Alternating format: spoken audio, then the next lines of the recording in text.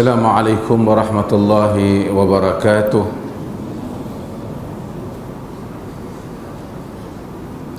Alhamdulillah, nahmaduhu wa nasta'inuhu wa nastaghfiruh wa na'udzu billahi min syururi anfusina wa min sayyiati a'malina. Man yahdihillahu fala mudilla lahu wa man yudlilhu fala hadiya lahu. Asyhadu an la ilaha illallah wahdahu la syarika lah wa asyhadu anna Muhammadan abduhu wa rasuluh, amma ba'd. Hadirin yang dirahmati Allah, kita sambung semula kuliah kita, masih lagi dalam kitab taharah tentang nawaqidul wudu, perkara-perkara yang membatalkan wudu. Kuliah ni, sebelum tu, kuliah ni lagi mana kita tak umum kata tak ada, dia kira ada lah asalnya, sehingga umum kata tak ada. Dia pada tanya kuliah ada tak, macam mana pagi tadi ada di KL, macam mana nak biar ada kuliah belah malam di sini. Zaman ni dia ada borak.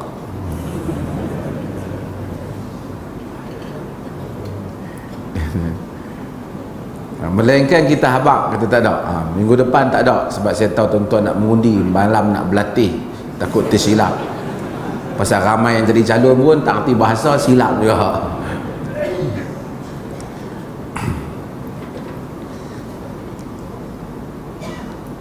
Wa an Abi Hurairah radhiyallahu an qala qala Rasulullah sallallahu alaihi wasallam, idza wajada ahadukum fi batnihi syai'a fa ashkala alaihi akharaja minhu syai'un am la fala yakhrujanna minal masjid hatta yasma'a sautan aw yajida riha, akhrajahu Muslim. Wa an Abi Hurairah radhiyallahu an, daripada Abu Hurairah radhiyallahu an. Saya lagi tanya budak pasal Ustaz Abu, Ustaz Abi. Yang ni kena pergi mengaji grammar bahasa Arab. Bila dia jadi Abu, bila dia jadi Aba, bila dia jadi Abi. Dia ni bila ada huruf jar antaranya, dia jadi Abi lah. Asal dia Abu. Sekali orang tanya, apa beza Abu Bakar dengan Abi Bakar? Apa beza Sayyidina dengan Sayyiduna? Itu semua baris atas bawah ni dia, ini nahwu, dia grammar. Jadi sebab tu kena pergi mengaji grammar lah. Wa an Abi Hurairah radhiyallahu an, daripada Abu Hurairah radhiyallahu an, qala, katanya, yakni kata Abu Hurairah, qala Rasulullah sallallahu alaihi wasallam, bersabda Rasulullah sallallahu alaihi wasallam. Hari itu kita dah sebut tentang Abu Hurairah punya riwayat dan orang-orang yang seperti Abu Hurairah. Kalau dia kata qala Rasulullah, ada dua kemungkinan. Satu, dia dengar sendiri. Satu lagi, dia tak dengar sendiri, dia mendengarnya daripada sahabat-sahabat Nabi yang lain. Cuma dia tak sebut sahabat mana yang dia dengar. Dari segi ilmu hadis tidak mengapa, kerana mana-mana pun, sekalipun dia tak sebut yang riwayat, tentulah juga sahabat. Maka sahabat itu walaupun nama dia tak mention, kita kira dia adil, riwayatnya diterima. Hal yang sama tidak boleh dilakukan oleh tabi'in.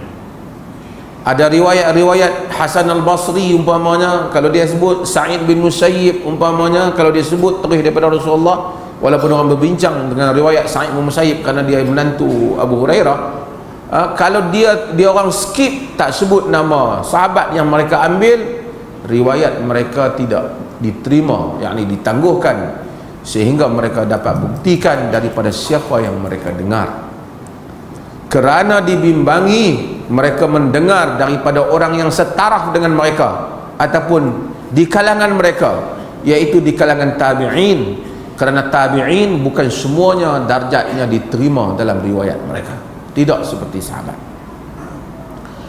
Kata dia, Rasulullah sallallahu alaihi wasallam bersabda, "Idza wajada ahadukum fi batnihi syai'an," jika seseorang kamu wajada mendapati fi batnihi pada perutnya syai'an sesuatu, fa ashkala alaih, lalu dia ashkal, dia muskil, dia keliru, dia tertanya-tanya, akharaja minhu syai'un, adakah telah keluar daripadanya sesuatu, khususnya ada keluar angin ke apa, atau keluar apa-apa, tapi dia tak pasti, amla ataupun tidak. Kata Nabi, fala yakhrujanna minal masjidi, janganlah dia keluar daripada masjid, hatta yasma'a sautan au yajida riha, sehingga dia mendengar bunyi ataupun dia mendapati bau. Yani kalau setakat rasa macam tapi tak pasti, kita kira jangan keluar lagi daripada sembahyang. Hadis ni penting. Hadis ini akan menjadi suatu dasar kepada banyak hukum hakam syarak yang kita akan bahaskan di dalam kuliah ini insya-Allah. Dalam hadis yang lain Nabi kata, bila dia dapat itu, fala yasrifanna hatta yasma'a sautan aw yajida riha, jangan dia berpaling sehingga dia mendengar bunyi ataupun dia mendapati bau, bukan bau, dia mendapati bau. Kata sebahagian riwayat, dalam Nabi kata, inna syaitan ya'ti ahadakum, sesungguhnya syaitan datang kepada seorang kamu, fayanfukhu fi maqdi'ihi fayukhayyalu ilaihi annahu ahdath walam yuhdith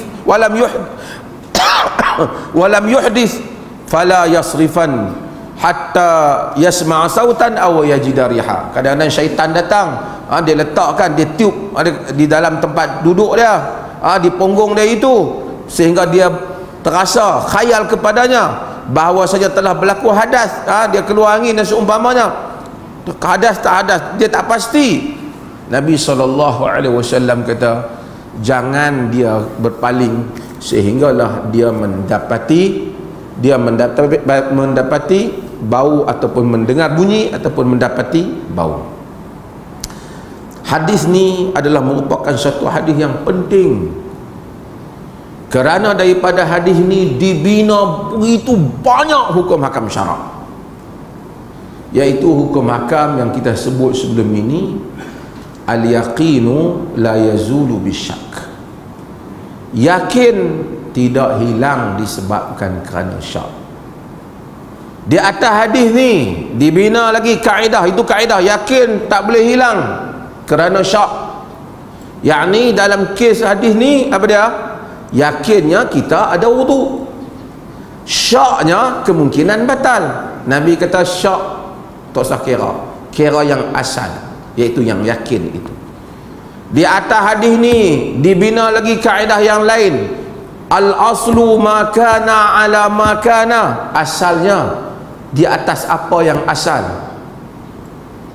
Al-aslu ma kana ala ma kana, asalnya di atas apa yang asal.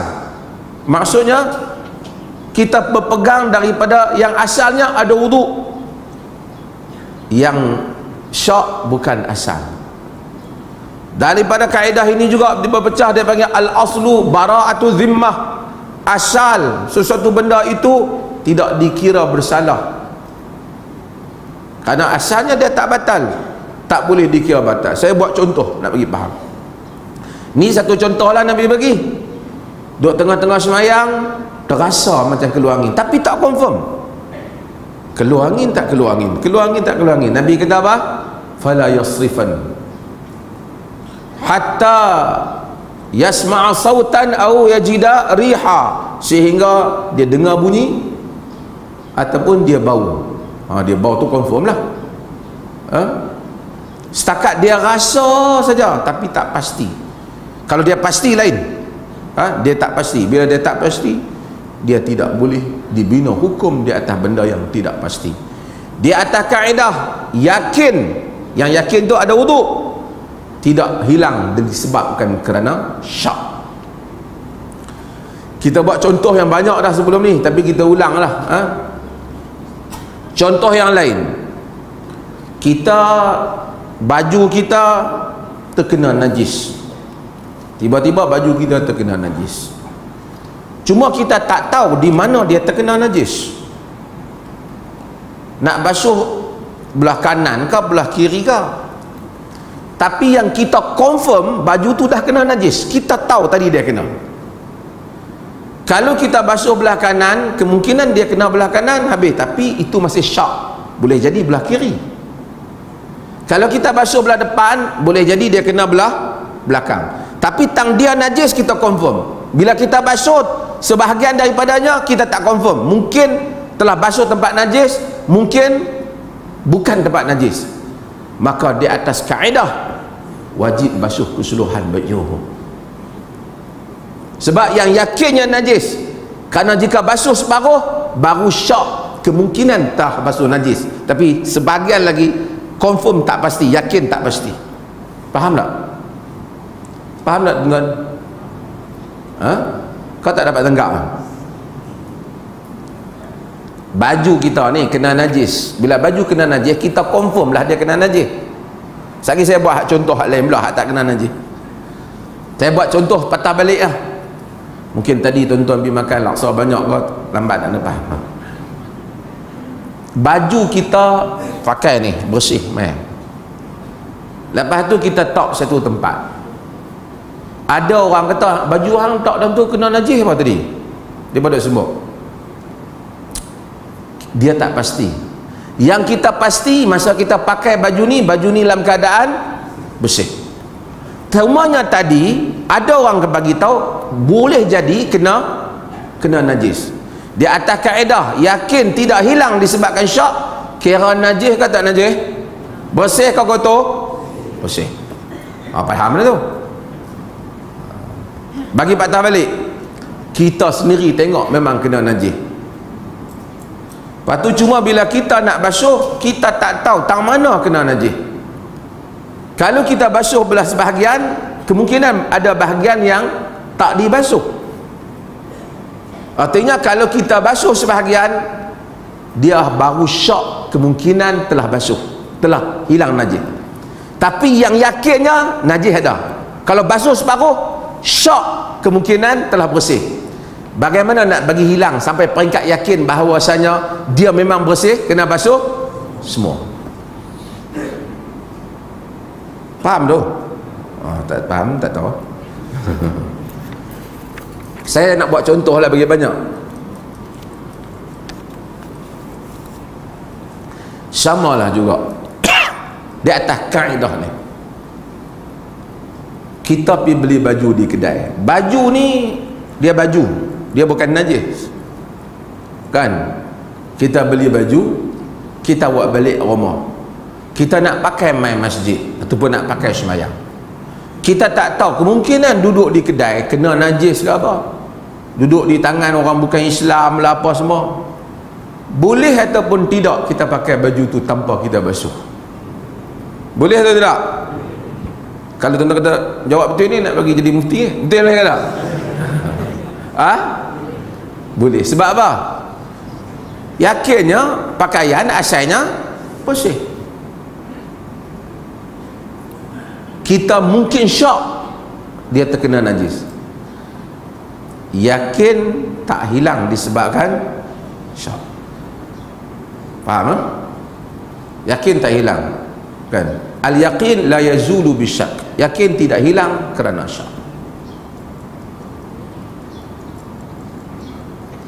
Tapi kalau kita basuh, okeylah. Syak pun tak ada kan. Tapi kalau orang tak basuh, hukum di sisi hukum solatnya sah di sisi hukum.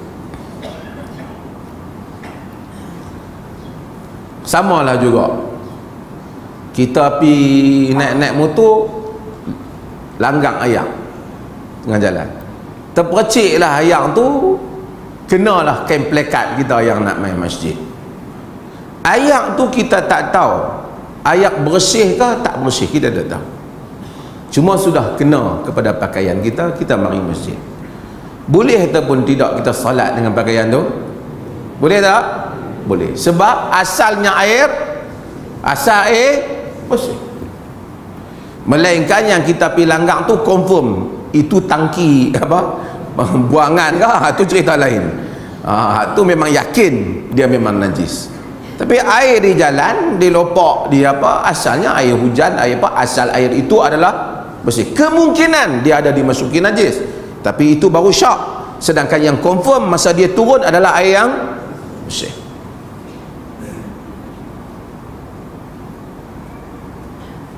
Di atas ini kaedah yang mana? Samalah juga air wudu yang kita nak ambil. Kita pergi tengok ayat kolah. Kalau ayat kolah tak ada masalah lah, biar dua-dua kan, tak nampak apa. Ataupun aman-aman air kita nak ambil, orang kata ayat ni rasanya masuk najis ke apa, kita tak nampak, tak ada zahir padanya. Dan di atas kaedah hak kita pun lagi ayat tu tak berubah, maka tak ada tidak ada masalah. Begitu juga orang yang istinja. Ni fuqaha buat contoh lama. Nanti saya ujung saya buat contoh moden sikit. Orang istinja dengan batu, dengan hajar, dengan batu. Asal batu dia boleh guna, selagi nama batu dia boleh guna. Lagi dia, kalau orang kata batu ni takut orang pernah guna dah untuk istinja, tidak memberi mudarat. Kerana asal batu adalah bersih. Ini sehingga kepada bab yang selalu kita terlibat apabila kita solat 3 ataupun 4, kita kira apa? Kira apa? 3. Sebab apa? Sebab apa 3? Dia kata sebab dia kata kira hak sikit. Bukan. Sebab kira yang yakin. Bila kita confuse 3 ataupun 4, hakikatnya yang kita yakin adalah 3 lah. Itu yang kita confirm. 4 tu yang kita confuse. Tang 3 tu tentu dah. Cuma yang kita duk rasa 3 ataupun 4. Tang 3 tu tentu dah. 4 itu yang kita tak pasti. Kalau 3 ke 4 ke 1, memang tak wajib sembahyang. Tu. Yang tu kalau kejadian tu dia ambil 1 lah kan.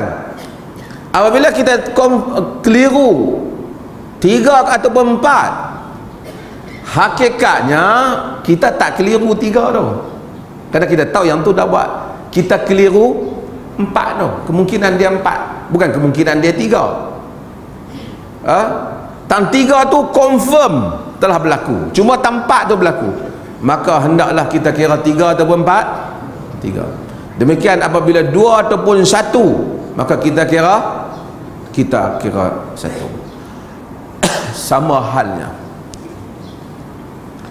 apabila kita masuk bersama dengan imam. Jenis duk kalut-kalut ni masuk sembahyang. Lepas duk sembahyang dah, dia lambat sikit, dia tak teringat tadi aku masuk rakaat ketiga ke rakaat keempat, tak tahu. Rakaat 3, rakaat 4. Tadi kita kata kalau 3 dengan 4 kira 3. Ni dia masuk rakaat 3 kata rakaat 4. Nak kira rakaat berapa? Pening dah matematik. Nak kira 3 ke 4?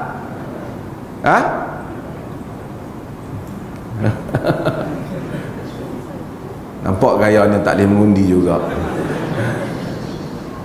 Bukan saja parti kita keliru. Kalau kita kira rakaat 3, berarti bila imam bagi salam, kita sudah berapa rakaat? Kita sudah 2 rakaat. Kalau kita kira kita rakaat 4 masuk tadi, bila imam bagi salam, kita berapa rakaat? Kita baru 1 rakaat lah, kita mari lewat. Kalau kita masuk pada rakaat yang keempat, maksudnya pada imam berdiri pada rakaat 4, kita dapat satu rakaat. Kalau kita masuk pada rakaat yang ketiga, kita dapat 2 rakaat. Bila kita confuse 3 ataupun 4 yang kita masuk tadi, nak kira 3 ataupun 4? Kira 3 atau 4? Yang lain duk bening 3 atau 4? 4 lah. Dia kena kira yang kena sikit tu yang yakin sebenarnya. Maksudnya yang keempat tu kita dah confirm dah, memang kita dapat dah 1 rakaat, tapi kita kemungkinan tadi telah dapat 2 rakaat. Jangan keliru yang pertama tadi. Faham ke tu? Susah juga mengaji fiqh. Tapi ini benda harian. Maksudnya apabila kita masuk pada imam, kita keliru adakah kita telah ikut imam, bagi patah, bagi mudah, kita telah ikut imam 2 rakaat ataupun 3 rakaat, maka kita kira kita ikut dia berapa? Bukan rakaat ketiga ataupun kedua. Kita telah ikut dia sebanyak 2 rakaat atau sebanyak 3 rakaat, kita kira kita telah ikut dia sebanyak 2, kerana kita ambil yang sikit. Kerana yang sikit itu yang yakin, yang banyak itu yang syak. Kerana tang 3, tang 2 tu kita confirm, tang 3 tu yang kita tak pasti hakikatnya. Faham ke tu? Boleh tuan-tuan? Mengaji tak, benda ni tiap-tiap hari kan kita berlaku. Fiqh ni menarik. Ada orang kata mengaji fiqh tak menarik, tapi fiqh menarik. Dia kadang-kadang bagi kita berfikir. Bukan macam yang Juha kata tu. Juha apa? Juha pelawak apa? Pak Pandir Arab. Ada orang bawa mai kat dia. Dia kata bawa mai kat dia budak. Nangis, tak mau tidur dekat malam. Tak mau tidur. Mak dia kata macam mana nak bagi anak ni tidur. Dia kata tak payah, pergi beli kitab fiqh. Lepas tu buka depan anak hang. Pasal aku tengok di masjid orang tua-tua pun buka tidur. Kalau setakat budak ni tidur.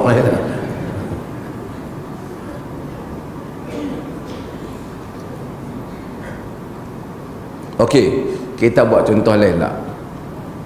Jika sekiranya kita mikrofon ni tak ada, kita tak pasti tok imam tu depan tu takbir atau ihram kan tak lagi. Takbir dah kot, kira dia takbir lah. Kita nak kira dia takbir ataupun tak? Kira dia takbir atau tak? Pasal apa kita kira tak? Sebab yang yakinnya tadi dia tak takbir lagi, yang tu yakin dah. Kerana untuk nak hapuskan yakin tu kena yakin, kena dengar Allahu Akbar, baru mic yakin juga. Kalau setakat mungkin, maka kita kena tunggu sehingga kita yakin dia telah takbiratul ihram. Hak buat contoh lain lah lagi mudah. Jika seseorang itu bangun pagi nak bersahur, dia tak pasti telah masuk waktu subuh ataupun tak, kemudian dia makan, adakah telah sah puasanya ataupun tak? Boleh tak dia makan ataupun tak? Boleh tak dia makan ataupun tak? Boleh. Melainkan jika dia tipu, dia bagi gelap sikit, dia bagi mati jam, dia sengaja dia sengaja nak tipu diri dah, tu cerita lain lah. Jika dia bangun dia tak pasti masuk waktu ke tak, dia tengok dia rasa tak masuk lagi, dia makan. Tiba-tiba tengok-tengok orang balik main. Hangpa main mana? Balik masjid main subuh. Ketika dia makan itu boleh ataupun tak? Boleh. Kerana asal yang yakin adalah waktu malam. Hanya dia syak masuk waktu subuh ataupun tak. Kerana yang yakin dia berada pada waktu malam. Masuk subuh itu hanya syak. Syak tak boleh menghapuskan yakin, melainkan dengan yakin juga. Allahu Akbar, Allahu Akbar. Yakin, padam yakin yang sebelum itu. Kita buat yang terbalik balik. Satu orang puasa, nak buka puasa, duk tengok masuk tak masuk, tak pasti. Kira masuk dah kot. Boleh atau tak? Tak boleh. Sebab yang yakin adalah waktu siang. hanya syak telah masuk waktu malam ataupun tidak. Yakin tidak boleh dipadamkan oleh syak. Faham ni? Jadi selagi kita tak confirm masuk waktu, kita tidak boleh berbuka puasa. Kena yang yakin kita masih lagi siang. Melainkan setelah hati kata, amboi gelap sangat dah ni, tak masuk maghrib kau lagi, yakin aku masuk maghrib. Kalau kita rasa-rasa macam dah masuk, makanlah, tak boleh.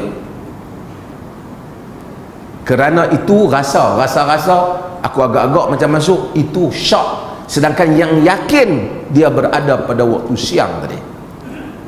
Di atas kaedah tadi, yakin tidak boleh dihilangkan dengan yakin tidak boleh dihilangkan oleh syak.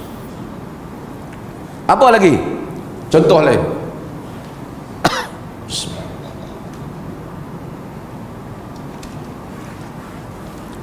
Orang yang tawaf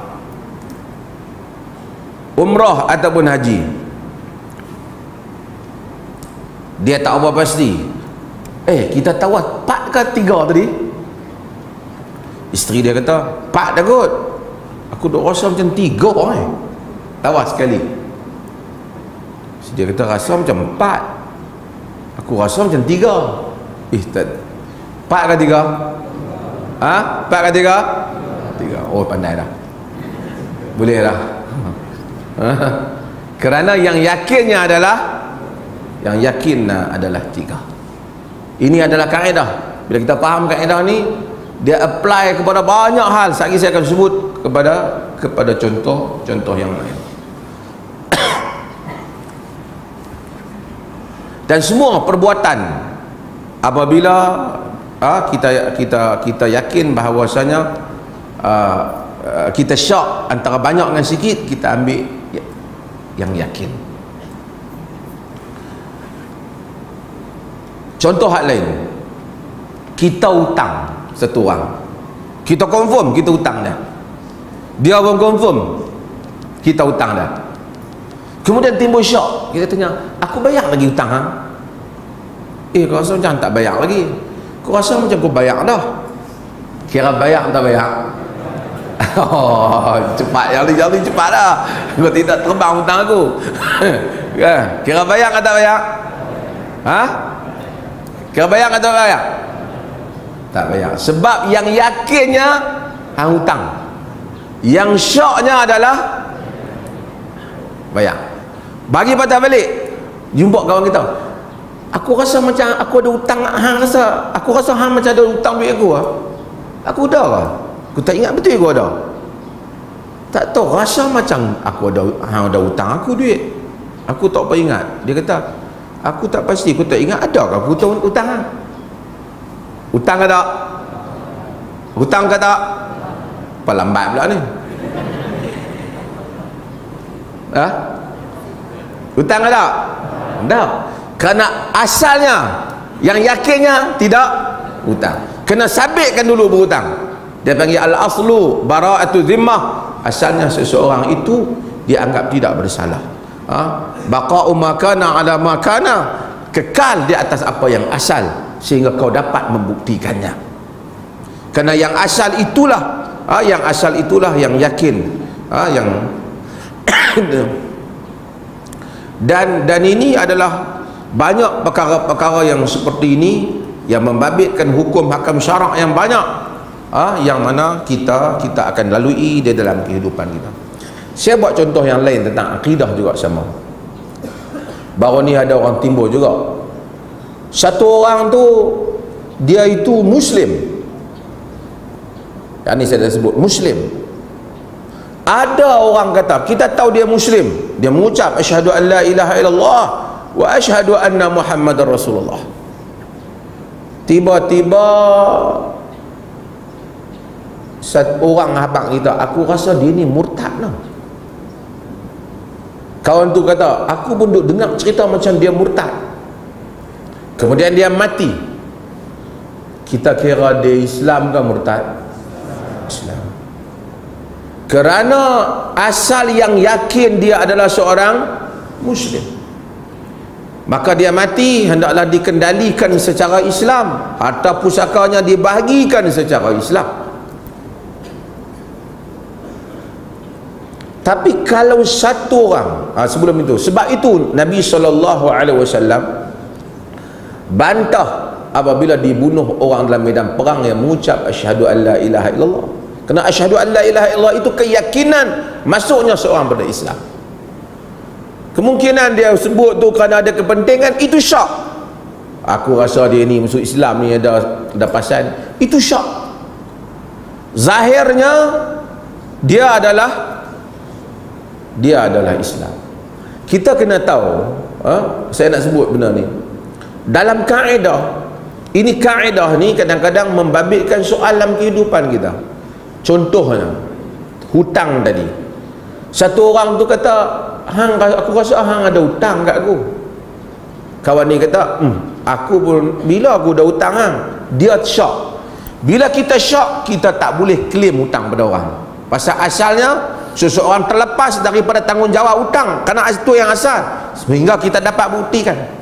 Tetapi kalaulah kawan tu ambil kesempatan di atas lupa kita, sedangkan dia tahu memang dia hutang dengan kita, di sisi undang-undang dunia dia tidak boleh disabitkan, tetapi di sisi Allah sabit atau tak? Sabit.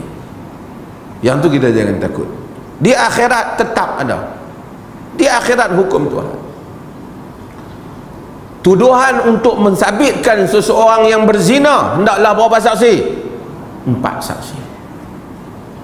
Ada kemungkinan satu orang tu berzina disaksikan oleh 2 orang saksi. Saksi itu cakap benar. Hakim tidak menghukumnya. Sebab syarat 4 saksi. Baru yakin. Dari segi syarak dia anggap yakin. Habis tu kemungkinan dia zina, yang tengok dia tu dua-dua tu imam, tak dikira. Habis terlepas dah. Apa masalah dia terlepas? Aku tak puas hati dia terlepas. Yang tak puas hati zina. Dia terlepas di dunia, di sisi Tuhan tidak terlepas. Tapi kalau dia taubat, dia apa? Sepas dia tu sisi Tuhan. Bila kita tak boleh sabitkan, kita kira asal di atas hukum asal, seseorang itu tidak bersalah. Seseorang yang telah muslim, seorang yang kafir, kita kenal dia kafir, ada orang kata pada kita dia masuk Islam, orang abang kita, tapi kawan dia abang tu pun tak mendatangkan apa bukti yang yakin. Aku dengar kata dia masuk Islam. Orang tu pula abang kata, aku pun duk dengar kata dia masuk Islam. Apa bukti? Tak ada. Tapi ramai orang cakap itu syak. Yang yakin kita tengok dia pergi gereja, ataupun dia pergi kuil, ataupun dia sembah selain daripada sembahan, selain daripada Allah, maka dia kafir. Dia mati, hukumnya adalah hukum seorang kafir. Hukumnya seorang kafir. Kerana itu syak, kekal di atas yakin, dan kekal di atas kaedah ini dipakai banyak. Saya buat contoh lain. Dalam pewarisan harta, Muslim tidak mewarisi kafir, kafir tidak mewarisi Muslim dalam pewarisan.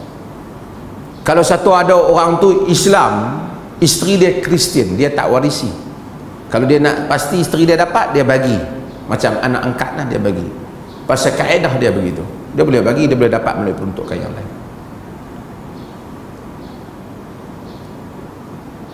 Suami dia mati, isteri dia Kristian. Kalau isteri dia mahabang ke hakim, sebelum suami saya mati, saya sudah masuk Islam. Artinya suami dia mati dalam keadaan dia Islam, bererti dia berhak dapat pusaka. Mari keluarga dia yang lain klaim juga pusaka, keluarga dia nafikan. Penafian keluarga dia diterima. Sebab kerana asalnya yang diketahui dia tak masuk Islam. Faham tak? Kerana kalau dia masuk selepas daripada itu, Dia masuk selepas daripada itu, maka dia tak dikira, kerana kalau dia masuk Islam selepas suami dia mati, dia tak kira pusaka. Dan ini banyak rentetan hukum dalam syarak yang menyebabkan kita hendaklah kekal di atas apa yang asal. Hukum hakam ini berjalan, termasuklah yang saya sebut berulang kali, yang tuan-tuan semua amalkan, termasuklah yang wudu yang selalu saya sebut. Bila kita berwudu sekarang ni, tuan-tuan ada wudu, maka tuan-tuan dikira berwudu. Mari duduk dalam majlis ni, lepas tu pergi sehari keluar, lepas tu bersembang pi bina. Batal ke tak batal aku ni? Batal atau tak? Tak batal. Lepas pada tu kita pergi ke toilet, batal lah wuduk kita. Lepas tu kita keluar daripada toilet, tangan kita basah, muka kita basah, mai keliru dalam fikiran kita. Aku basuh muka saja, aku ambil wuduk tu tadi. Keliru. Terutama orang yang mandi lah. Terutama orang termasuk orang yang mandi wajib. Lepas mandi-mandi nak pergi kerja, tadi aku mandi wajib ke aku mandi biasa lah? Kan? Baju pakai dah, tai rumah payah tadi duk bubuh, tak masuk. Dikira telah mandi ke belum? Dikira telah mandi wajib ke belum? Pasal jadi lambat balik dia kira telah mandi ke belum? Saya tentu confused. Dikira dia telah mandi wajib ke belum? Belum lah. Disebabkan kerana yang confirmnya tadi dia memang berhadas. Dia tak pasti, dia syok sama ada dia mandi wajib ataupun dia mandi biasa. Walaupun dalam mazhab Hanafi dia kata tak memerlukan niat dalam mandi wajib, itu pandangan mazhab Hanafi. Tapi jumhur kata dia kena niat. Niat khusus membezakan mandi biasa dengan mandi wajib ialah niat. Kita semayang subuh 2 rakaat. Saya sebut, yang membezakan semayang subuh 2 rakaat dan semayang sunat 2 rakaat apa dia? Niatnya. Yang pertama kita niat semayang sunat 2 rakaat, pahala semayang sunat. Selepas itu kita semayang subuh 2 rakaat, sama juga amalan dia, tetapi dikira semayang wajib, pahalanya jauh lebih besar. Kalau kita niat semayang subuh, lepas tu kawan tu main, hang tak siap pergi ke, kita nak pilih ni, pengen nak jalan dah, tak semayang subuh ke? Mayang 2 rakaat sunat tadi, kira tadi ya subuh, jom kita pergi. Boleh tak? Tak. Kawan tu kata, tak boleh kot. Boleh, dia kata sama je tadi, kira hang niat yang tu balik lah. Tak boleh, kerana dia hendaklah niat, kira dia belum bersolat subuh sehingga dia menunaikan solat subuh. Niat, nanti kita akan bahas sebab niat membezakan banyak hukum akan syarak. Sembelih sama, amalan sembelih di tengkuk lembu sama sembelihnya. Ada sembelih boleh makan, ada sembelih tak boleh makan. Sembelihan kerana nak makan lillahi ta'ala bismillah boleh makan. Sembelihan kerana niat nazar kepada berhala ataupun seumpamanya, tok khamat ataupun, walaupun cara sembelih yang sama, hukumnya bangkai. Yang membezakan bukan pisau, yang membezakan bukan darah, yang membezakanlah ada niat kepada orang yang melakukannya. Dan ini adalah masalah yang banyak dalam fiqh syarak. Wallahu ta'ala alam. Kita bagi kepada azan masuk waktu.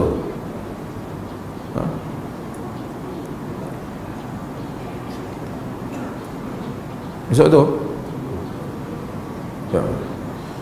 Dan kita akan jumpa di atas kaedah ni, tuan-tuan, akan berjalan banyak hukum hakam syarak di dalam muamalah, di dalam urusan harian, di dalam bab ibadat. Samalah juga. Kita syak, aku dah qada ke tak qada lagi, tak tahu puasa hari itu qada ke tak. Mumpah kata qada. Qada ke tak? Tak, kerana asalnya belum buat. Kita hanya syak kita telah buat ataupun tidak.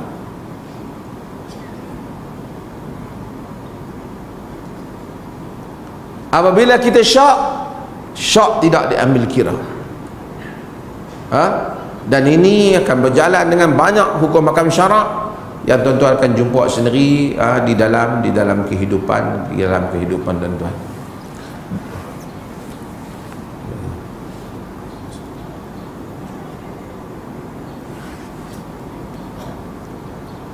Tak masuk ya? Jam saya ni masuk lah. Tak apa, tunggu sebentar.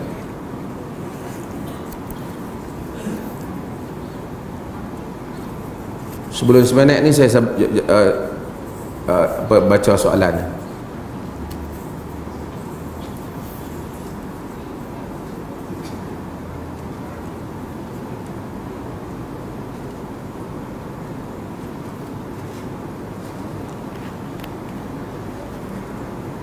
Berkenaan merokok di kawasan wakaf tempat rehat masjid. Rokok ni kawasan wakaf ke kawasan mana pun memang tak boleh. Apatah lagi merokok di dalam kawasan masjid. Kita tak bagi Negeri Perlis ni parti politik kempen dalam masjid, tak bagi. Dalam pagar masjid pun tak bagi. Macam mana ada orang boleh merokok dalam kawasan masjid? Benda yang haram lakukan dalam kawasan masjid. Sejijik manusia dia tahu bagaimana menghormati masjid. Tapi orang yang merokok dalam kawasan masjid ialah manusia yang tidak menghormati masjid. Azan.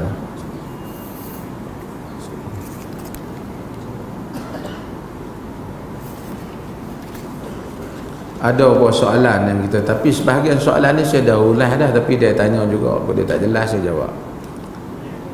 Sekiranya kita bersahur dan yakin masih dalam waktu sahur, tiba-tiba ada orang cakap dah masuk waktu subuh lama dah, apa harus kita buat dan apa hukum puasa itu? Sah atau tak nak puasa? Sah. Tengok para mufti telah menjawab sah. Kita dah di atas kaedah tadi, melainkan kita tahu bahawasanya dah masuk waktu saja kita pi ni hang ubah sikit jam tu. Kita pi buat nakai tu, kita tahu, kita sangka kita tak masuk lagi waktu. Sangka kita tak masuk lagi waktu, kita pun makan. Tengok member mai. Nabi Yuna, jom. Nabi Yuna. Di masjid. Masjid apanya, aku dah balik masjid dah ni. Kalau kita tengah makan, kita hendaklah berhenti makan. Jangan kita tahu, aku dah ingat tak masuk subuh lagi, tak boleh aku makan sepinggan sikit, tak boleh lah. Kita berhenti immediately yang kita makan itu, dan kemudian kita menyambung puasa kita. Kita pinjam slipper pak kita, lepas wuduk kita lap kaki kita sebab takut slipper tu busuk. Adakah menyalahi sunnah? Apa ni? Tak faham saya. Sejak ni saya ada mimpi membunuh orang. Mimpi ni 2-3 hari ni kacau. Dan hal ini merisaukan saya. Bolehkah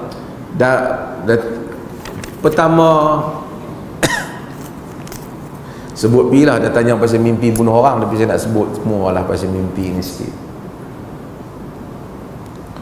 Mimpi bukan hujah dalam syarak, tapi dalam masa yang sama kita tak boleh nafikan mimpi mungkin boleh menjadi satu panduan untuk individu yang mimpi. Individu tu dia mimpi, mungkin mimpi itu memberikan mubasyirat. Mimpi itu adalah khabar yang baik kepadanya, seperti mana yang disebut di dalam hadis. Jadi manusia dia bermimpi. Nabi Yusuf pernah bermimpi. Bukan saja Nabi Yusuf menafsirkan mimpi. Raja pada zaman Nabi Yusuf adalah seorang raja yang kafir, tapi dia bermimpi dan mimpinya benar. Dia memimpi dan mimpinya benar, dan ditafsirkan oleh Nabi Yusuf alaihissalam. Di kalangan umat Nabi SAW, Nabi kadang-kadang selepas solat Nabi tanya tentang sahabat yang bermimpi, siapa tengok, dan Nabi menafsirkannya. Cuma tafsiran mimpi ni kadang-kadang satu benda yang abstrak. Orang ni faham macam ni, orang ni faham macam ni. Yang paling faham, yang paling benar mungkin orang yang mimpi itu sendiri kadang-kadang apa yang dia rasa, kerana syarat tu kepadanya. Di kalangan umat Nabi Muhammad bin Sirin antara orang yang pandai menafsirkan mimpi, terkenal di kalangan tabi'i, orang yang menafsirkan mimpi. Cuma yang menariknya, oleh kerana mimpi ni kita tak tengok, kawan tu saja yang tengok, lalu orang tu dia akan klaim macam-macam tentang mimpi dia. Ramai orang, dia main memindang anak dara kita, dia habaq, saya malam tadi mimpi jumpa Sayyidina Abu Bakar, dia suruh pindang anak cik. Dia kata kalau cik tak bagi, tak baik. Kacau kita, pasal yang tengok adalah dia. Maka mimpi tidak boleh menjadi panduan untuk kita, untuk dia sahaja. Tapi kalau dia mimpi satu mimpi yang mana mimpi itu mungkin memberi isyarat untuk dia buat sesuatu, dan dia yakin mimpi itu benar untuk isyarat untuknya, dia melakukannya dengan syarat mimpi itu tidak menyanggahi syarak. Kalau mimpi suruh dia buat satu benda yang bercanggah dari segi hukum syarak, mimpi itu tak kira. Sekalipun dia tengoklah mimpi itu Nabi Adam kan, Nabi Nuh kan, Nabi apa, tak kira. Muhammad bin Sirin pada zaman dia, apabila orang mari duk dakwa pada dia bahawasanya aku melihat Rasulullah SAW, dia akan kata sifhuli, sifatkan Rasulullah itu kepadaku. Kalau orang tu sifatkan, dia kata innaka lam tarah, kau tidak melihatnya kalau tak betul. Sebab bila orang kata, orang boleh dakwa, orang kita tengok mimpi satu orang mai baju putih, muka segak, akulah Rasulullah. Dia yakin Rasulullah, dia percaya. Padahal itu mungkin muka Abu Jahal, mungkin Abu Lahab, mungkin syaitan menyerupai sesiapa saja. Oh, dia kata syaitan tak boleh menyerupai Nabi, syaitan tak boleh menyerupai Nabi, benar. Tapi syaitan boleh menyerupai orang lain, kemudian kita sangka itu Nabi. Kita yang sangka, dia tak menyerupai Nabi. Nabi kata man ra'ani fil manam, dalam hadis Bukhari, man ra'ani fil manam fasayarani fil yaqadhah. Siapa yang melihat aku dalam tidur, dia akan melihat aku semasa jaga. Hadis ni banyak tafsiran. Dan sebagian dia fa inna syaitan la yatamatsalu bi, syaitan tidak menyerupaiku. Ulama-ulama bincang, syaitan tak menyerupai Nabi, betul. Boleh tak syaitan menyerupai orang lain? Kita sangka Nabi. Sebahagian kata yang maksud hadis ni ialah kepada sahabat Nabi di zaman itu saja. Kerana mereka yang lihat, siapa yang lihat aku dalam mimpi, dia akan lihat aku semasa jaga. Yang ni kemudian dia akan lihat Nabi. Sebahagian kata bagi mereka yang melihat, mengetahui sifat sebenar Nabi.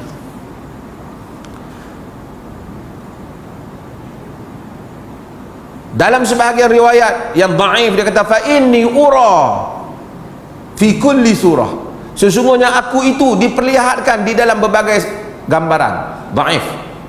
Tapi pun begitu, ulama sebagian menafsirkan yang dhaif itu berbagai gambaran itu bermaksud melihat Nabi kemungkinan masa Nabi di peringkat kecil, Nabi masa besar, muda, dan Nabi masa tua.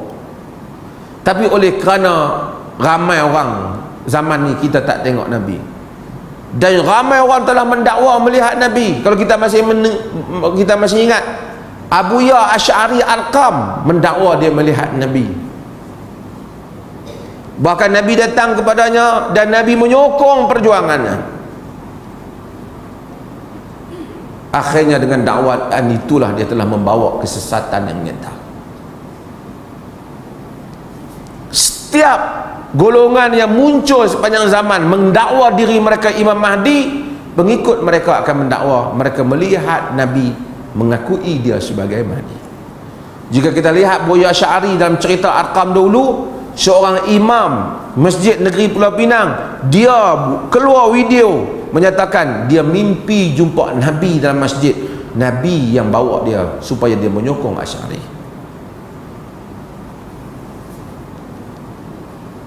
Sebab itu kaedah Hasanul Banna rahimahullah ta'ala, walaupun orang marah ke ikhwan ke apa, hatta Yusuf Al-Qardawi yang mereka gunakan namanya, dia mensyarahkan apa Al-Banna buat.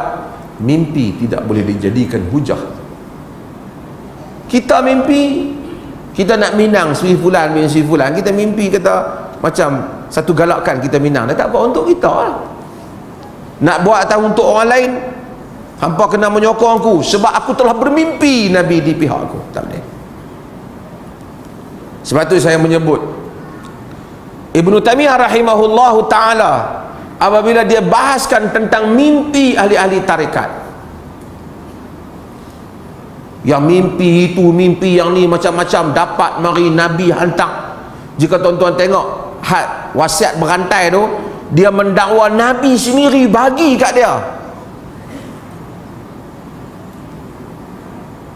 Kata Syekhul Islam, telah berlaku satu krisis antara para sahabat Nabi, iaitu antara Ali dan Aisyah, dan Ali dan Muawiyah. Ali menantu Nabi, sepupu Nabi, khalifah yang keempat, Abu Turab, Nabi sayang, tak ada dah, telah bertempur, berbalah, disebabkan bukan mereka nak menjangka, bukan nak berbalah, tersalah faham dengan Aisyah radhiyallahu anha, yang ni isteri Nabi, yang Nabi sayang, Nabi tidur dengannya, Nabi gauli dia.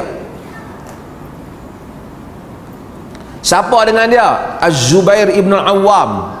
Siapa dengan Aisyah lagi? Talhah bin Ubaidillah. Ni semua al-mubasysyirina bil jannah, yang dijamin masuk syurga. Berperang mereka. Semua tak tahu. Para sahabat yang hidup berpuluh-puluh ribu, mereka kebanyakannya mengambil pendirian tak menyokong A dan tak menyokong B. Tidak di pihak Ali, tidak juga di pihak Aisyah. Kata Muhammad ibn Sirin, ombak fitnah itu berlaku, bahkan sahabat hidup berpuluh ribu, tak sampai 30 orang yang terlibat, yang lain tak mau. Nabi menyatakan Muhammad bin Maslamah adalah merupakan sahabat yang selamat daripada fitnah. Muhammad bin Maslamah tidak menyokong Ali, tidak menyokong Aisyah, tak menyokong. Tapi yang saya nak cerita, tidaklah pernah Ali habaq kata malam tadi aku mimpi Nabi mai. Dia kata aku di pihak yang benar, hampa lawan aku tak betul. Kalau Ali habaq yang tu, tak ada siapa nak kata tak betul. Ali. Tidak pula Aisyah dah kata. Kalau Aisyah kata siapa nak nafi, dia bukan, dia duduk tidur dengan Nabi. Aisyah pun tak nak orang. Padahal mereka lebih memerlukan mimpi lebih daripada orang lain kalau mimpi itu hujah. Sebab ketika itulah pertarungan yang menyebabkan umat Islam pening nak menentukan pendirian. Ali tak pernah dakwah, Aisyah tak pernah dakwah. Bahkan Ali menyesali pertempuran itu, Aisyah menangisi. Hatta lawangan Muawiyah yang lebih rendah daripada Ali nak dibandingkan. Kata orang Arab, aina syamsu minas suraya wa aina Muawiyah min Ali. Daripada manalah bintang, di manalah matahari dibandingkan bintang Suraya, di manalah Muawiyah nak dibandingkan Ali. Kata Abu Umamah Al-Bahili kepada Muawiyah, anta tuqatilu Ali a anta mislu am anta afdal minhu. Engkau memerangi Ali, adakah engkau lebih baik daripadanya ataupun engkau setara dengannya? Kata Muawiyah, kata bal huwa khairun wa afdal minni, bahkan dia lebih baik dan lebih afdal daripada aku. Tetapi darah Sayyidina Uthman mesti dituntut secara adil. Serahkan pembunuh Sayyidina Uthman padaku, akulah orang Syam yang pertama akan menyerahkan ketaatan kepadanya. Krisis. Tak pernah Ali kata dia mimpi, tak pernah siapa kata dia mimpi. Orang bertanya Ali bin Abi Talib tentang Aisyah dan pasukannya yang telah berperang dengan Amirul Mukminin, khalifah yang keempat, Mereka bertarung kerana telah tersalah faham. Mereka bukan nak bertarung, akhirnya berlaku pertarungan. Amunafiquhum, dan riwayat Ibnu Abi Syaibah dan riwayat Al-Baihaqi, al-munafiquhum, adakah mereka al-musyrikuhum, adakah mereka itu musyrikun, orang musyrik. Kata Ali, wahum minasyirki farru, mereka itu menjauhkan diri daripada syirik. Aisyah dan pasukan. Amunafiquhum, adakah mereka munafik? Kata Ali, al-munafiquna la yadhkuruna Allah illa qalila wa hum yadhkuruna Allah katsira. Orang munafik ingat Allah sikit, mereka ingat Allah banyak. Famahum. Habis itu tempoh ni siapa yang nak lawan kita ni? Kita ni Amirul Mukminin Ali yang lawan kita. Ali kata, ikhwanuna baghaw alaina, nuqatiluhum ala baghihim alaina. Saudara-saudara kita yang melampau di atas kepada kita, kita memerangi mereka kerana mereka melampau kepada kita. Ali tak kafir kan? Ali tak kata dia memerangi khalifah yang keempat menentang Islam. Ali tak kata.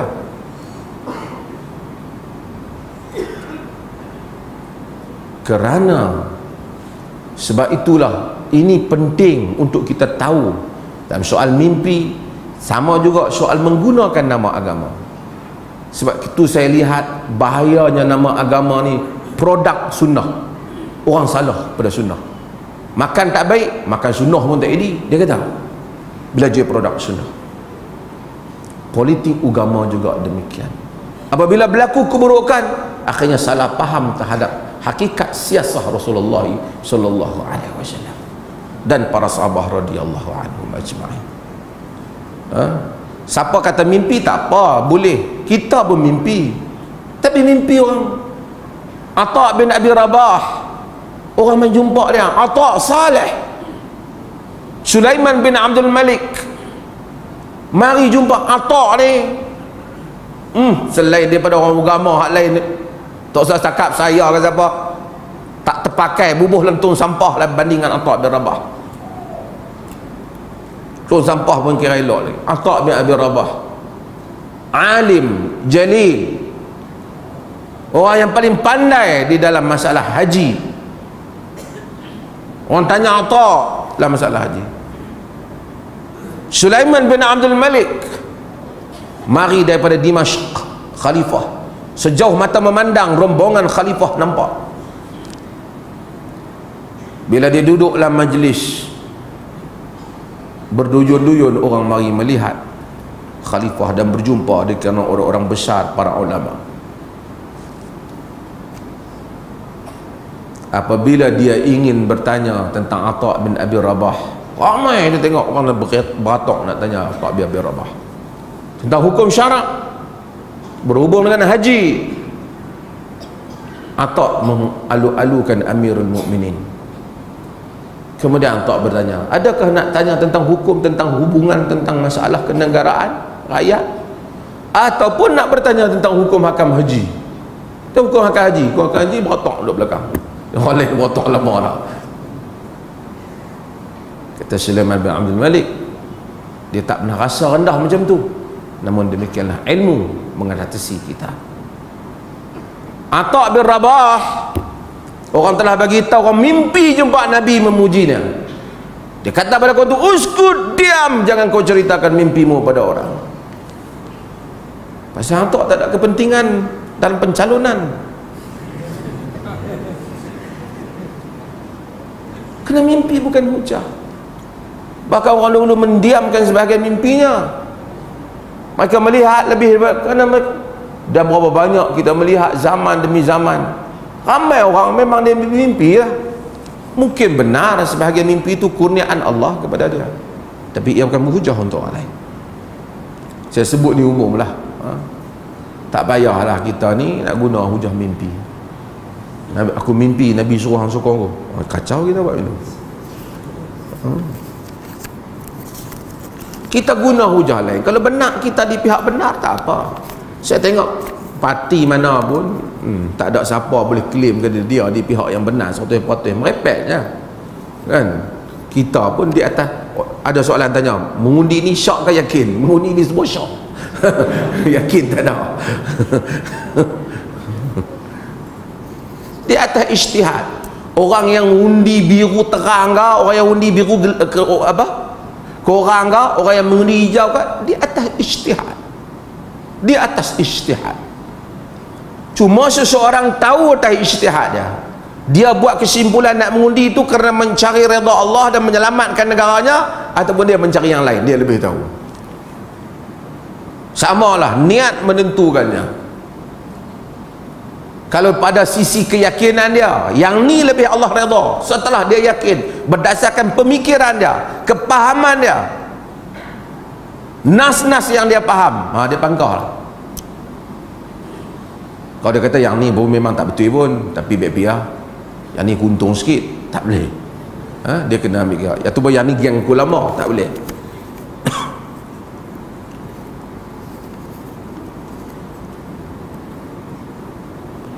Bapak saya minta tolong suruh undi sama dengan parti dia, tapi saya tak sokong parti yang disokong oleh bapak saya.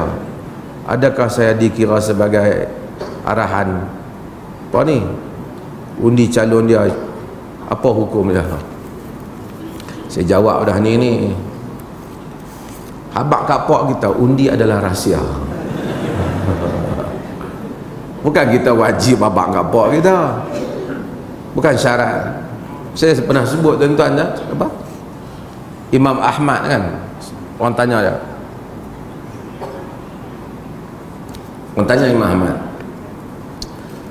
dia kahwin, pak dia suruh dia cerai bini dia. Macam mana nak kena cerai ke tak bini? Dan hujah pada dia, Abdullah ibnu Umar ada isteri, Umar bin Khattab suruh ceraikan isteri dia, dan dia rujuk kepada Nabi SAW. Nabi kata talliq zaujat, ceraikan isterimu. Taat kepada Umar bin Khattab, pak dia. Jadi dia kata, pak saya suruh saya cerai isteri, hujah dia yang tu. Imam Ahmad kata, in kana abuka mithla Umar fa talliqha. Jika bapakmu itu macam Sayyidina Umar, talaklah bini hang. Macam itulah hak ni pun kan. Kalau pak kita tu satu orang yang faqih, satu orang yang alim, satu orang yang bercakap benar, sentiasa pun dia bagi pandangan kita yang benar, kita tahu hak kita, hak tak benar, kita taat dia dalam benda yang ma'ruf.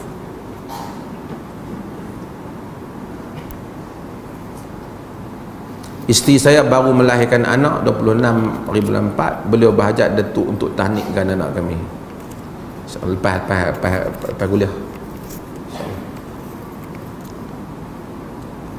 Tahnik ni saya nak sebutlah, dah ada ramai orang duk suruh saya tahnik ni. Tahnik ni bawa pi pada orang soleh. Tok Sok mai kat saya, bawa pi kepada orang soleh, kerana orang soleh ni mudah-mudahan doa dia mustajab. Saya mufti, bukan orang soleh. Saya dah abang lah, pergi pada orang soleh yang doa dia mustajab. Dia doa pada anak kita mustajab untuk anak kita. Saya ni pandai cakap kan, ni abang hak betul. Ni pun nak tanya lagi, adakah perlu restu ibu bapa untuk parti politik? Demam. Dulu tak pernah dengar benda ni semua, tahun ni saja dia mai. Sesudah mandi tidak perlu berwuduk lagi. Yang ni kita telah sebut dulu kan. Setelah apabila kita mandi wajib, maka merangkumi di dalamnya kena perkataan fatahharu dalam Quran itu termasuklah dianggap sebagai memasukilah juga hadas kecil dan hadas besar dan hadas kecil.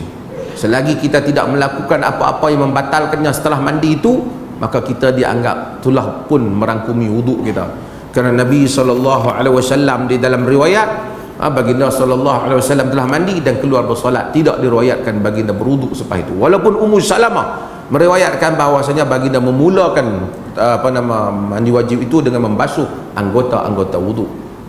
Tetapi secara umumnya hampir dikatakan ijma' para ulama bahawasanya mandi wajib merangkumi wuduk.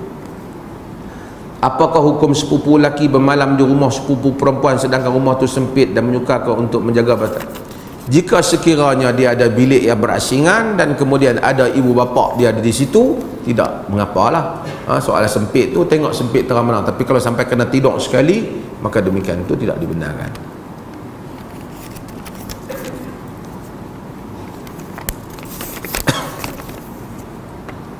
Koleksi barang-barang berharga seperti pensil, jam, cincin, adakah pembaziran ataupun sebaliknya pun pencerahan? Boleh tak kita ada perhiasan dalam hidup kita ni? Kita ada collection, kita barang-barang kita.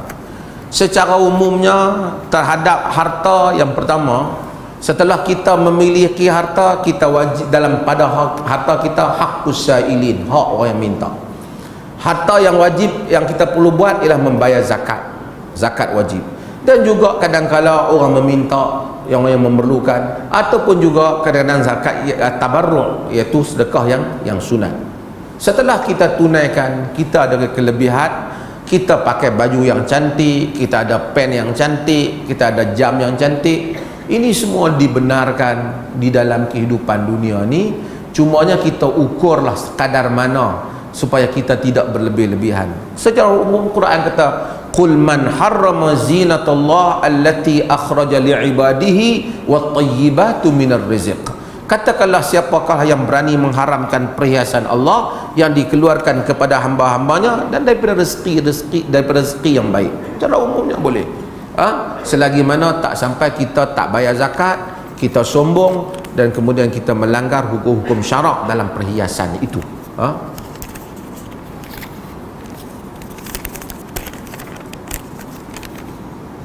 Saya nak mohon doa dan jemaah untuk doakan saya dan bakal pasangan saya dimudahkan urusan di hari musibah.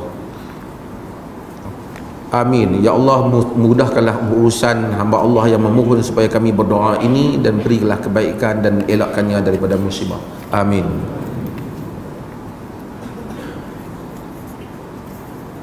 Perempuan yang di dalam iddah, boleh tak dia pergi ke masjid untuk urusan-urusan? Dia boleh pergi ke masjid, kemudian dia pulang semula ke rumah untuk kadar ilmu pengetahuan yang dia nak pelajari, dan kemudian dia balik tanpa berhias dan tanpa perhiasan dan tanpa memakai wangi-wangian, kerana asalnya dalam iddah ini ialah untuk mengelakkan seolah-olah dia berpesta ataupun dia seronok dengan kematian suaminya.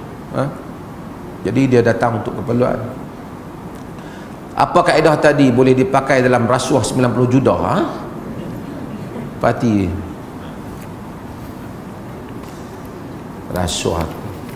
rasuah ni penyelesaiannya di mana? Di mahkamah. Benda kes masih berjalan, biar dia habis dulu.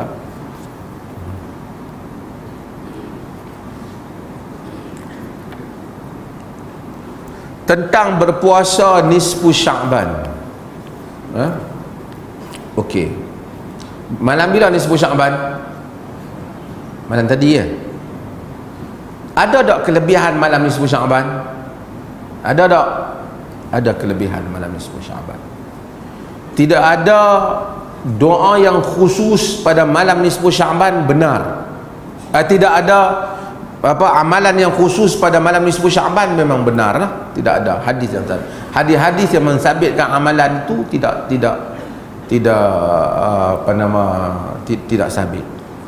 Adapun hadis yang menyebut tentang fadilat ataupun kelebihan malam nisfu Sya'ban, innallaha yattali'u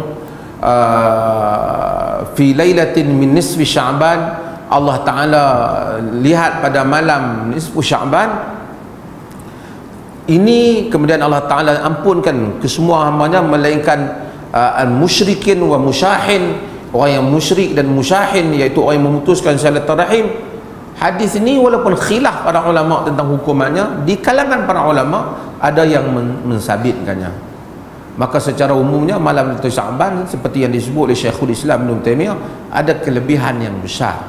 Maka seseorang pada malam nisfu Sya'ban dia berdoa, dia baca doa, dia mohon keampunan kepada Allah. Ada tak bacaan-bacaan khas? Tak ada. Patutlah satu orang tu memperuntukkan bangun berdoa, bermunajat ataupun bertahajud? wajar, kerana ada riwayat berkenaan dengan hal itu.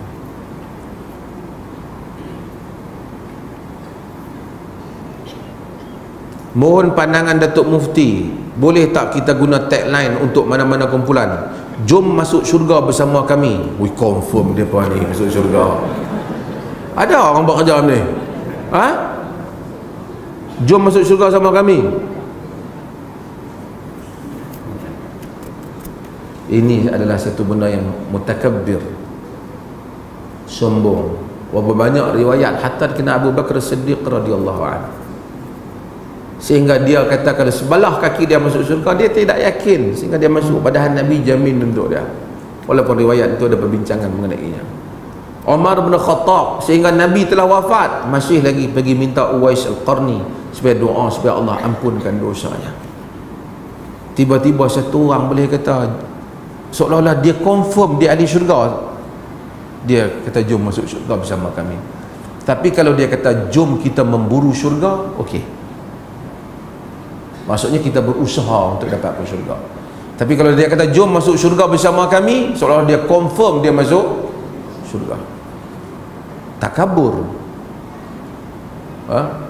Dan kadang-kadang inilah semua, daripada barang, produk barang sampai produk politik, orang jual. Bukan saja orang jual barang biasa ni, syurga pun orang jual.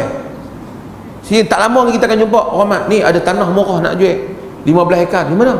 Ambil kat aku 1,000 dah. 15 hektar 1,000. Di mana? Ada satu tanah tu tapi di syurga lah. Kalau nak beli aku bagi grant dah. Demam kita. Tak lama dia jual habis tanah di syurga.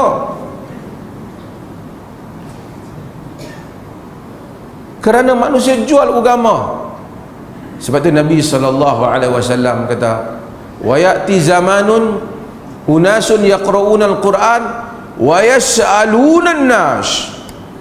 Hadis Abu Dawud, akan datang zaman manusia yang membaca Quran dan meminta daripada orang ramai. Biasanya minta baca Quran, minta daripada Tuhan. Sekarang baca Quran, minta duit daripada orang. Dan ini antara zahir yang senario yang berlaku, bagaimana orang baca Quran dan meminta daripada manusia. Wallahu ta'ala alam.